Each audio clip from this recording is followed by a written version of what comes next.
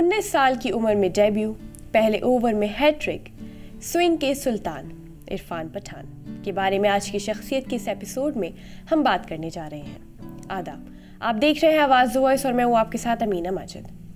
Irfan Pathan cricket की दुनिया का वो जाना माना चेहरा है जिसने इंडियन क्रिकेट में बहुत कंट्रीब्यूशन दिया है।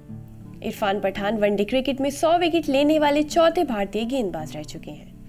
भारत के लिए सबसे तेज 100 विकेट लेने वाले तेज गेंदबाज इरफान पठान का जन्म 27 अक्टूबर 1984 को गुजरात के बड़ौदा में हुआ।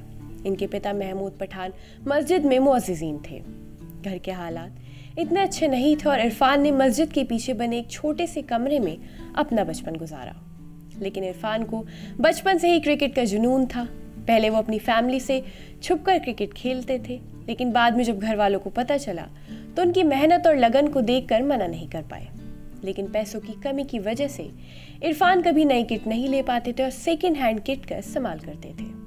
उनका क्रिकेट में करियर शुरू हुआ तो उन्होंने अंडर 19 क्रिकेट टूर्नामेंट में पाकिस्तान के खिलाफ 9 विकेट गिराए थे। इस परफॉर्मेंस के बाद उन्हें ऑस्ट्रेलिया के खिलाफ 2003 में टेस्ट दौरे में टीम में जगह मिली। 2007 में वर्ल्ड कप फाइनल में Irfan Pathan man of the match रहे थे। उन्होंने अपने भाई यूसुफ पठान के साथ फाइनल खेला। फाइनल मुकाबले में उन्होंने 16 रन देकर 3 विकेट अपने नाम किए थे। उन्होंने बहुत अच्छा खेला, लेकिन उनका टेस्ट करियर ज़्यादा लंबा नहीं चल सका। उन्होंने सिर्फ 5 साल ही टेस्ट क्रिकेट खेला। अपने करियर में 29 टेस्ट खेले और 100 विकेट हासिल किए। इरफान पठान ने टेस्ट मैच के पहले ही ओवर में हैट्रिक विकेट ली थी। टेस्ट क्रिकेट में उनका नाम शतक भी है, लेकिन 2020 में उन्होंने अंतर्राष्ट्रीय क्रिकेट से संन्यास ले लिया था। ऐसी और भी वीडियोस देखने के लिए देखते रहिए आवाज़ द वॉइस।